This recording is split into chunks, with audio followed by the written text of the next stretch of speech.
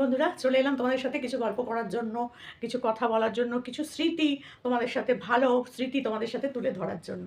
তো আশা করি তোমরা সকলেই ভালো আছো, আমিও ভালো আছি। তো সকাল থেকে কোনো ভিডিও করতে পারিনি কারণ বাড়িতে প্রচুর লোকজন, তোমরা জানোই মোটামুটি। আর তার সাথে আছে ভোল্টু, ব্যাস আমার তো কোনো ক্যামেরা খোলার উপায় থাকে না, জানোই আমার ছোট নাতনি।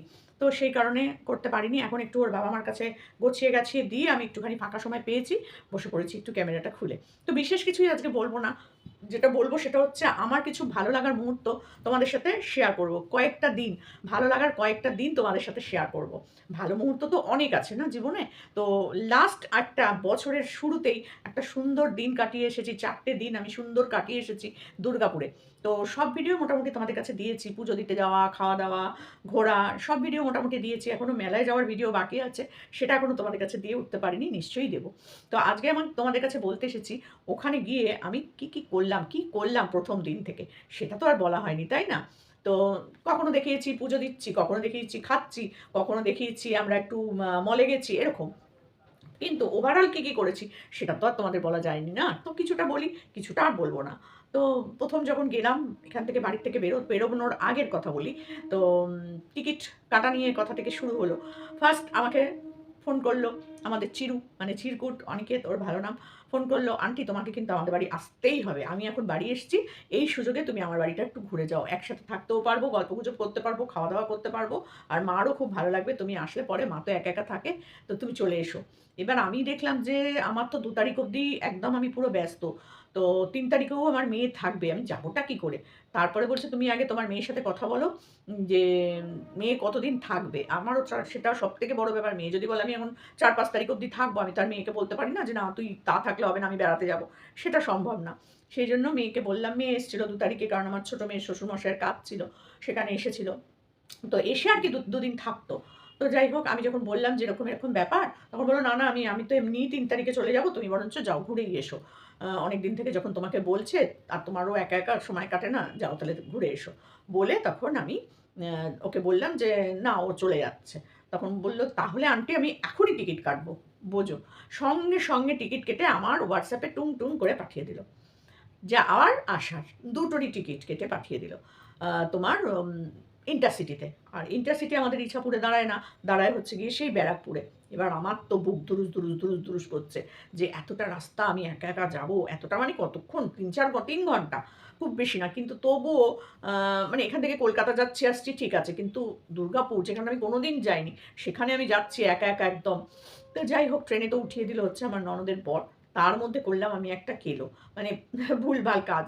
সেটা কি করলাম সেটা তোমাদের সাথে তো আগে শেয়ার করিনি, আজকে শেয়ার করছি তোমাদের সাথে। তো ট্রেনে যখন, মানে ট্রেনটা অনেক দেরি ছিল, আমি অনেক তাড়াতাড়ি পৌঁছে যাই স্টেশনে, আমার একটা বাজে স্বভাব আছে বলতে পারো। মানে ট্রেন যদি হয় 5:30টায়, আমি 4:30টার মধ্যে ওখানে পৌঁছে যাবো দরকার পড়লে, কিন্তু তারপর করবো না বাবা। তো আমি যথারীতি 1 ঘন্টা, পৌনে 1 ঘন্টা আগে পৌঁছে গেছি ওখানে। তো গিয়ে দেখলাম যে না, আমার ব্যাগটা, মানে সাইড যে ব্যাগটা আমি নিই, ব্যাগটা একটু পুরোনো টাইপের হয়ে গেছে। অনেকদিন ধরেই একটা কিনবো করছিলাম। সাইডের দিকে হয়তো একটুখানি ঘষা লেগে একটু রংটা উঠে গেছে, এরকম হয়ে গেছিলো। কিন্তু ব্যাগটা ভালো।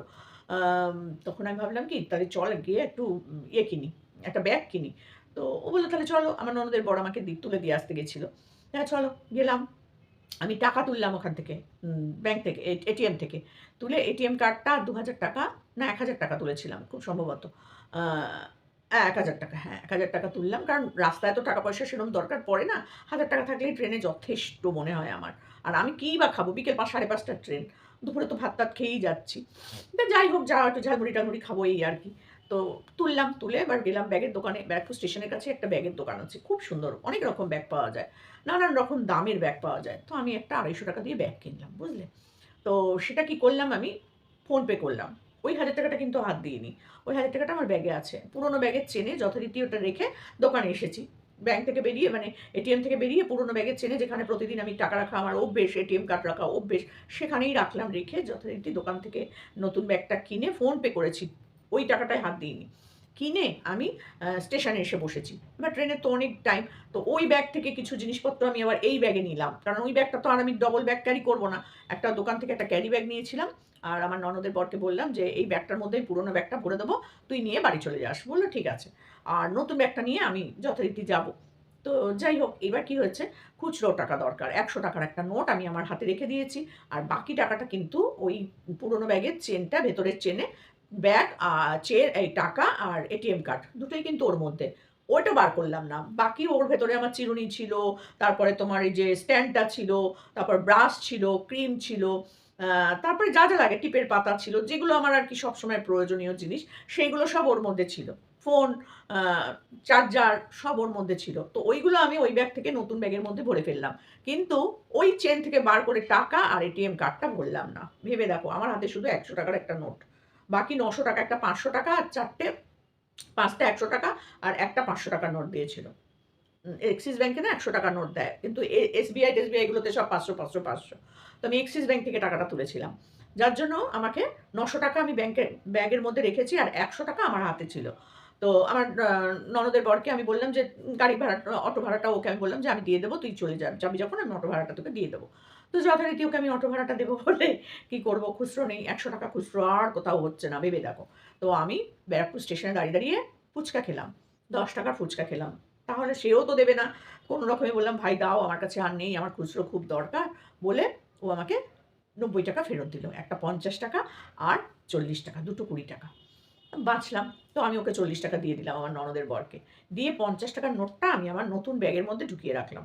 আর আমি তো জানি ওই নতুন ব্যাগেই আমি ব্যাংকের এটিএম কার্ডটা আর ৳৯০০ টাও ঢুকিয়ে রেখেছি। আমার মাথাতেই নেই যে আমি ওই পুরোনো ব্যাগেই ঢুকিয়ে রেখেছি। আর পুরোনো ব্যাগ থেকে যে নতুন ব্যাগে নিইনি সেটাও আমার মাথায় নেই। মানে আমি এত ভুলো মন হয়েছি, ভেবে দেখো একবার। তো যথারীতি ওই ৳৫০ নিয়ে আমি ট্রেনে উঠে পড়লাম। যথারীতি উঠে সিট-টিট খুঁজে-টুজে বেশ সুন্দর করে সাইডে জানলার ধারে বসলাম। বসে বেশ খানিকটা চলে গেছি, ব্যান্ডেল-ফ্যান্ডেল ক্রস করে গেছি। প্রায় বর্ধমানের ব্যান্ডেল ক্রস করার পর ব্যান্ডেলের আগেই মনে হয় একটা ঝালমুড়িওয়ালা উঠেছে। সবাই দেখি কিনছে ৳২০ করে। আমি ৳৫০ র নোটটা বার করে রীতিমতন ৳২০ দিয়ে ঝালমুড়িটা কিনলাম। কিনে খেতে যাচ্ছি। এবার তো আমার জল তেষ্টা পেয়েছে। একটা জল কিনতে হবে। আর জলের বোতল না নিয়েই কিন্তু আমি উঠেছিলাম। ভেবে দেখো যে ট্রেনে তো উঠবেই, একটা কিনে নেব। যথারীতি জল কিনবো। জলটা কিনতে গিয়ে আমি ভাবছি কি, খুচরো ৳৩০ টা আছে, থাক। আমি বরঞ্চ একটা ৳১০০ র নোট ভাঙিয়েই জলটা নিই। তাহলে একটু খুচরোও হয়ে যাবে। ওমা! সারা ব্যাগ খুঁজে পাচ্ছি না, আমার টাকা খুঁজে পাচ্ছি না। বিশ্বাস করো। এটিএম কার্ডও পাচ্ছি না, টাকাও পাচ্ছি না, ৳৯০০। কি হলো? কোথায় রাখলাম, কোথায় রাখলাম? সঙ্গে, সঙ্গে আমার ননদের বরকে ফোন করেছি। তখন বর্ধমান ঢুকে গেছে ট্রেনটা। তো আমি বলছি যে, "দেখ তো আমার ওই ব্যাগটার মধ্যে টাকাটা আছে কিনা, এটিএম কার্ড আর টাকাটা।" তখন ও বলছে, "দাঁড়াও বৌদি, আমি দেখছি।" বলে তাড়াতাড়ি করে ও গিয়ে ব্যাগটা খুলেছে। খুলে বলছে, "হ্যাঁ, তোমার এই ব্যাগের মধ্যে এটিএম কার্ড আর টাকা ৳৯০০ রয়েছে।" ভাবো, ওই ৳৫০ নিয়ে আমি কিন্তু দুর্গাপুর গেছি। তার মধ্যে ৳২০ তো ঝালমুড়ি খেয়েই নিয়েছি, আছে ৳৩০ ভেবে দেখো। তারপরে একটা জল উঠেছিল, ৳১০ দিয়ে একটা ছোট জলের বোতল কিনেছিলাম। ব্যাস ওই জলটাই আমি খেয়েছি। আর আমার কিছু খাওয়ারও উপায় নেই। আর খেতামও না। ওই ঝালমুড়িটা এতটাই বড় প্যাকেটের দেয় ৳২০, মোটামুটি অনেকক্ষণ টাইম লাগে খেতে, খেতে। আর ওই ফোন দেখতে, দেখতে ঝালমুড়ি খেতে, খেতেই তো পৌঁছে গেলাম আমি দুর্গাপুর। যথারীতি দুর্গাপুর স্টেশনেই দেখি আমার চিরুর দাঁড়িয়ে আছে। এই যে আন্টি করে, করে দৌড়ে, দৌড়ে এসেছে আমাকে নিয়ে, তারপর আমার হাত থেকে ব্যাগ-ট্যাগ সব নিয়ে নিল। নিয়ে তো ও গাড়ি এনেছিল, ওদের গাড়ি আছে। গাড়ি করে আমাকে নিয়ে চলে গেল ওদের বাড়ি। গিয়ে ড্রেস-ফ্রেস চেঞ্জ করে তো বেশ নাইটি-ফাইটি পরে ফ্রি হয়ে বসলাম। বসে ওর মা, "দিদি তুমি চা খাবে তো?" তখন আমার মনে হচ্ছিল সত্যি ১ কাপ চা খাওয়া খুব দরকার। তো আমি বললাম, "হ্যাঁ, খাবো, কিন্তু দুধ চা।" তো বলল, "ঠিক আছে, আমিও দুধ চা খাই।" তো আমি, "ঠিক আছে চলো।" দুধ চা খেলাম, টিভি দেখতে, দেখতে একটু গল্প করতে, করতে দুধ চা। তারপরেই চিরুর হাতের একটা সুন্দর খাবার আমার হাতে এসে পৌঁছে গেল। তো কিন্তু কি খাবার সেটা কিন্তু আমি তোমাদেরকে দেখাইনি। মনে হয় দেখাইনি। আর যদিও দেখিয়ে থাকি, জাস্ট টাচ করে গেছি। কিন্তু ভালোভাবে দেখাইনি। অবশ্যই তোমাদের দেখাবো। তারপরে সকালবেলা, পরের দিন সকালবেলা আরেক ধরনের ব্রেকফাস্ট। "আন্টি, তোমার ব্রেকফাস্ট রেডি।" আমি দাঁত ব্রাশ করে, চান-টান করে রেডি হয়ে এসে রোদ্দুরে একটু বারান্দায় বসেছি ব্যালকনিতে। মানে কি বলবো তোমাদের কাছে, এত সুন্দর চিরুর হাতের রান্না, চিরকুটের হাতের রান্না। যারা খাওনি তারা তো পস্তাচ্ছ, আর যারা খাবে তারা গুণগান করতে বাধ্য হবেই হবে। সত্যি কথা, ওইটুকু একটা বাচ্চা ছেলে, ২২-২৩ বছর বয়স, সে যে এত সুন্দরভাবে তোমাকে মানে আমাকে মানে রান্না-বান্না খাওয়ানো, ঘোরানো, মানে কি বলবো, এত আপ্যায়ন করেছে বলার মতো না। তো খাইয়েছে বলেই বড় কথা নয়, খাইয়েছে তো অনেকেই। আবার গলা থেকে পা দিয়েও বার করে নিয়েছে অনেকে। কিন্তু আমি ওদের বাড়ি খেয়েছি, মানে আমার মন থেকে বেশ একটা আলাদা আ ফিলিংস এসছে। যাই হোক, আমার কপাল ভগবান যেখানে নিয়ে যায় সেখানে গিয়েই ঠেকে। তো যাই হোক, এরা মনে হয় না এতটা নিচ ক্যাটেগরির মানুষ কখনো হতে পারে, হবেও না। তো ভালো মানুষ তো এখনো পৃথিবীতে আছে, তাই না? সবাই তো খারাপ নয়। তো খুব আনন্দ-টানন্দ করলাম। ও সেদিনকে আমরা আবার বিকেলবেলা বেড়াতে গেলাম। সিসি 2 নাকি সিসি 1 কি যেন যাই হোক। ৪ তারিখে গেছিলাম, এটা ৫ তারিখের কথা বলছি। ঘুরে-টুরে এলাম সুন্দর করে। ওখানে আমরা একটা রেস্টুরেন্টে খাওয়া-দাওয়া করলাম। আর রেস্টুরেন্টে কি খেলাম সেটাও কিন্তু তোমাদের আমরা ভালো করে দেখাইনি। আমি ভালো করে দেখাইনি। দেখিয়েছি কি বলো? কিচ্ছু দেখাইনি। তো সেটাও আমি তোমাদেরকে এখন একটু পরেই দেখাবো। আচ্ছা, তারপরে খেলাম হচ্ছে, তারপরে চলে এলাম বাড়িতে এসে তো শোয়া, তারপরে আমরা আ ব্লগ-টগ করলাম, তোমার ইয়ে করলাম, লাইভ-টাইভ করলাম, সুন্দর করে দিনটা কেটে গেল। এবার আমাদের ৬ তারিখ চলে এলো। ৬ তারিখটা কি বার পড়েছিল? ৬ তারিখটা মনে হয় সোমবার, খুব সম্ভবত সোমবার। আ নাকি? দাঁড়াও আমি একটু দেখে নিই। আমার তো আবার মনে পড়ে না, জানোই তো একটু আ বয়স্ক মানুষ, সবকিছু মনে রাখতে পারি না। উম দাঁড়াও আমি বলছি। ৬ তারিখটা কোথায় গেল, কোথায় গেল? হ্যাঁ, ৬ তারিখ ছিল সোমবার। সোমবার দিনকে ওরা নিরামিষ খায়। তো যথারীতি নিরামিষ। নিরামিষের রান্না তোমাদেরকে আমি কি বলবো গো! শুধু তোমাদেরকে একটুখানি ঝলক দেখিয়েছিলাম যে আমার জন্মদিন পালন করেছে চিরু আর চিরুর মা।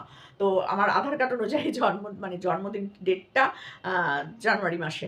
২৩শে জানুয়ারি। সেদিনকে ডেট বলা হয়নি। কিন্তু আমার আধার কার্ডে ২৩শে জানুয়ারি আছে আমার আ বয়সের এটা মানে ডেট অফ বার্থটা। তো আমার তো ২৩শে জানুয়ারি নয়, আমার হচ্ছে ২রা নভেম্বর জানোই।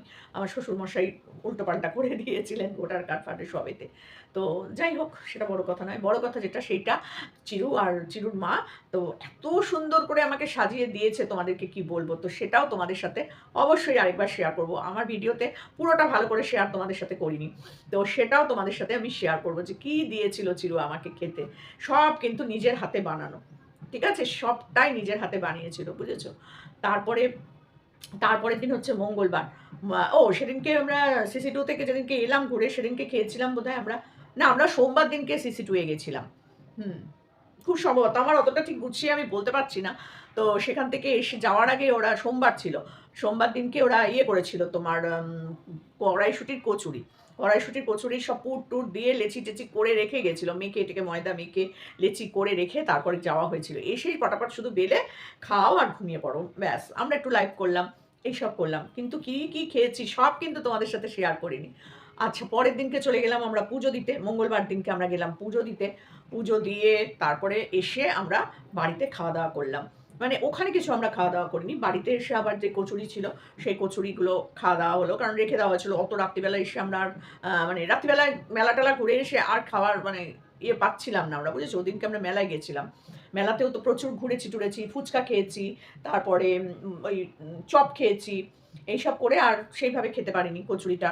তো সকালবেলা আবার সুন্দর করে কচুরি খেলাম আলুর দম দিয়ে। আর আলুর দম উফ! কি বলবো এখনো জিভে লেগে আছে। বিশ্বাস করো। পায়েস, তার সাথে ছিল পায়েস। কারণ যেহেতু সোমবার ছিল, মঙ্গলবার দিন সকালবেলা আমরা গেলাম পুজো দিতে। পুজো-টুজো দিয়ে এসে চিরুর রান্না। ওফ! কি বলবো তোমাদের কাছে সেই সব রান্না-বান্না খেয়ে মঙ্গলবার দিন রাত্রিরে ওর মাসির বাড়িতে আমাদের নেমন্তন্ন ছিল। মাসিও আবার কড়াইশুঁটির কচুরি, আলুর দম না ফুলকপি আলু দিয়ে ছোট, ছোট করে সাদা তরকারি করে না? এত অপূর্ব হয়েছিল তোমাদেরকে কি বলবো। আর তার সাথে করেছিল সিমুইয়ের পায়েস। একদম পেট ভরে খেলাম। খেয়ে-টেয়ে রাত্রিবেলা এসে রেস্ট নিলাম। ভোরবেলা উঠে একদম আমি আমার বাড়ি চলে এলাম।